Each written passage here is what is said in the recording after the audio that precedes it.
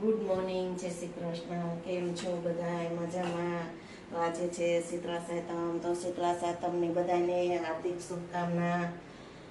શીતળામાં બધાને હાજર નરવા રાખે અને રક્ષા કરે એવી શુભેચ્છા. તો હાલો આપણે હવે જો આ કુલર થઈ ગઈ છે અને મંદિરે જવું છે તો શીતળામાંને કુલર ઝારવા. તો 6:30 વાગ્યા છે. તો 6:30 આપણે મંદિરે કુલર ચારી આવીએ, પછી આપણે આગળ કન્ટિન્યુ કરશું.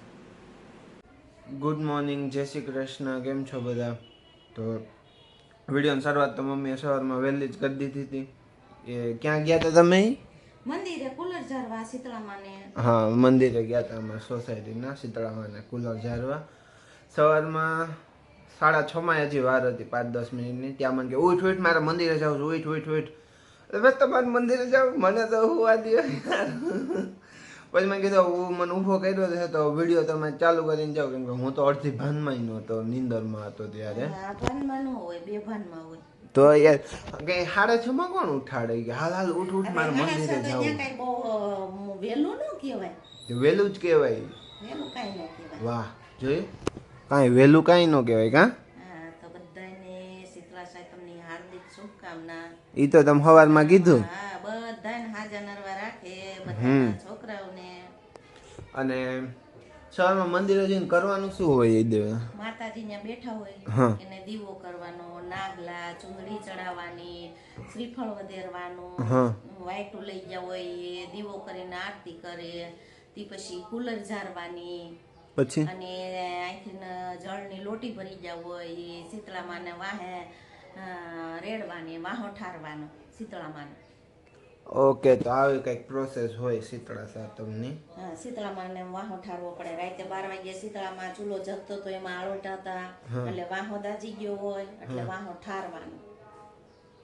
ઓકે, એમાં કેમ આળોટા હતા? શીતળામાં રાતે ફેરી મારવા નીકળે, પછી ચૂલો જગતો હોય એમાં આળોટા હોય. પછી શીતળામાંથી શ્રાપ દેવાઈ ગયો કે મારું જેવું મારું પેટ વાહો બળ્યો એવું એનું પેટ બળજો. તો દેરાણી જેઠાણી બે હતું, એમાં દેરાણી રાતે હુઈ ગઈ હતી, તેનો છોકરો બળીને પડતો થઈ ગયો. ઓ ભાઈ, એ તો વાર્તા હમણાં જો અહીંયા હમણાં કરશે જ. હા, હમણાં બાય એટલે વાર્તા એટલે શીતળામાની વાર્તા, શીતળા સાતમની. એવું હોય? હા, એટલે વાંચવાની હોય એમ બધાને? બધાય ન વાંચે, એક વાર્તા બીજા સાંભળે. ઓકે, એવું કંઈક હોય. તો એ પછી હવે એવું થશે કંઈક, કેમ? તો કુલર વુલર ખાધી કે નહીં? કુલર મને ન ભાવે. હું તો ત્યાં જાજી બધી કાઢતી આવી મંદિર. એટલે ત્યાં પછી પ્રસાદીમાં આપી દેતા હશે ને? છોકરા બોકરા હોય ને ત્યાં ખવાય છે પ્રસાદીમાં. છોકરાઓને તમે ગળી વસ્તુ ભાવે, ગળબુડા હોય. મેં જાજી કાઢ નાખી. હારું ને, છોકરા ખાઈ જાય બિચારા. અહીંયા પડી પડી બસ ખરાબ થઈ જાય. શું કે પ્રસાદી શ્રીફળ ને કાઢી પછી દઈ બધાને. ટોપરું ખાવાથી નહીં જાડું થવે, ઈ ખબર? મને હમણાં ખબર પડી. ખબર જ હોય બધી. એટલે હું ઓછું ખાવાનું કરી નાખું ટોપરું. નકર હું ચટણી બનાવતો હોય ને કંઈ પણ વસ્તુ મમ્મી બનાવે ને એટલે ભેગી ટોપરાની ચટણી તો જોઈ જોઈને જોઈએ જ, પણ હવે ઓછી કરી નાખી. હાવ ભાગ્યે ક્યારેક ખાતા હશું. કા 9:30 થયા છે. બાયો નવરિયું થાય એટલે વાર્તા બાર્તા વાંચી લઈ. અને આજ તો તડકો મસ્ત નીકળો છો. બેસી તડકો નીકળે, થારું ભેજ ફૂંકાઈ જાય બધી. હા, मेरी ऑफिस में भी भेज आता है, बोलो नीचे से. એને પાછું તોડાવીને કંઈક રિપેર કરાય. ઓહો, નીચે લાદી નાખી દીધી ને કે પાછું તોડાવીને રિપેર કરાય. એટલે એ તો હુકાઈ જાય. મને એમ છે સુકાતા વાર લાગશે. પેક હોય ને અંદર છે ને પાછું પેક આખું, એટલે કદાચ સુકાવામાં વાર લાગતી હોય એવું હોઈ શકે. ચામડી ઉખડે તો ઘણીની મહેનત કરું પણ ઉખડતી નથી, બોલ તૂટતી નથી ચામડી. લાવો ખેંચી દઉં પકડથી. ના, કાઈ પકડથી ખેંચી દઉં. કાઈ ધંધા નથી કરવાના. દાદા લોટવાળા ભાઈ ગયા છે. ના, આમ આગળ ગયા છે ખૂણામાં. દાદા હે ખૂણામાં ગયા છે. હા, તો હવે આજે બપોરે તો ઠંડુ છવાનું છે અને સાંજે ઉપવાસ કરી લેવાનો. હું તો કરી લઈશ, મને કાંઈ વાંધો નથી. પણ તમને બધાને ભૂખ લાગશે રાતે મોડેથી. ઈ તો કાયમનું છે બધાને. હા, કાયમનું જ. કા કન્ટિન્યુ જ હોય. કન્ટિન્યુ જ હોય. જો કે સ્વાસ્થ્ય માટે જરાય સારું નથી એવી રીતે ખાવું. કેમ? ન ખવાય. મમ્મી મનમાં એમ કહેતા છે અત્યાર સુધી પોતે 2 મોઢે ભવડી લેતો એક બબે વાગ્યા સુધી, અને હવે અમને બીજાને જ્ઞાન સલાહ આપવા આપે. પેલા આવ્યો. પોતે સુધરો પછી બીજાને સલાહ ના તો હું અપાય. સુધરી ગયો 2 પેલા મહિના આપણે થયા. સુધરવાનું પછી બીજાને સલાહ અપાય.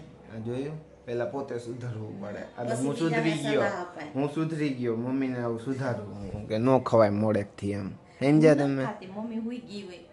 એટલે નહીં હું કહું છું મમ્મી એમ. અડધા રસ્તે પોગી ગઈ હોય. હા એમ નીંદર પૂરી થઈ ગઈ અડધી તો. ઘણા ખરા આપણે ગામડે હોય ખબર પેલા બધા વહેલા હોઈ જતા.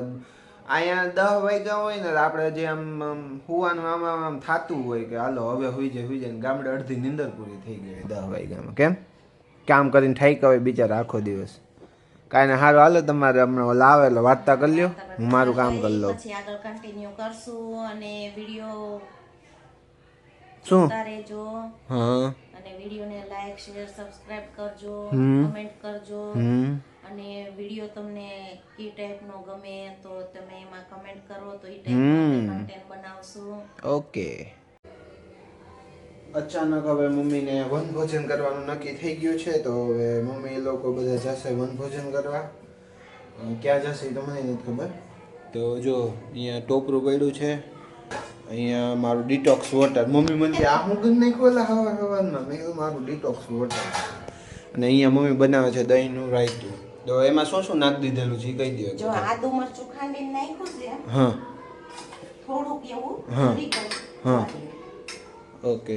જાડી. હા. હાલો દેખાય પછી કાકડી નાખી ખમણી. હા. હવે નાખીશ દાડમના દાણા. હા. અને થોડોક એક આ અડધી છે ચમચી જેટલા રાયના કુરિયા કચરા ખાંડેલા હા છે. ના કંઈક મસાલો છે અને આટલો એલચી પાવડર છે. ઓકે હાલો ઈ પડી ગયો છે. પછી હવે નાખું થોડું રાઈના કુરિયા. રાઈના કુરિયાને લીધે જ અમે રાયતું કહેવાય હે ને. જો અને ત્યાં દળેલી ખાંડ છે ને મીઠું અને થોડું એવું મીઠું નમક. મીઠું કહેવાય. હા એમ. અને અહીંયા જો મમ્મી આ કંઈક આ રીતે ઘઉં મૂકીને ઓલું કર્યું છે. और इधर है थेपले इतने सारे. थेपले खाएंगे मजा करेंगे और क्या. કેમ મમ્મી? તો ચલો હવે હવે શું નાખવાનું એમ? હા. ખાંડ પહેલાં મારું કાઢી લેજો પછી નાખજો બરોબર. સારું હાલો. તો હવે હું જાઉં પાછો મારા ગંતવ્ય સ્થાન પર. હો ઓકે સારું ચલો. તો આજના આ વિડીયોનો એન્ડ આપણે અહીંયા કરીએ. કાલ ફરી મળીએ એક નવા વિડીયો સાથે. ત્યાં સુધીમાં આ વિડીયોને આપણે લાઈક કરી દેજો, શેર કરી દેજો, કમેન્ટ કરી દેજો અને ચેનલને સબસ્ક્રાઈબ કરી દેજો. Thank you for watching.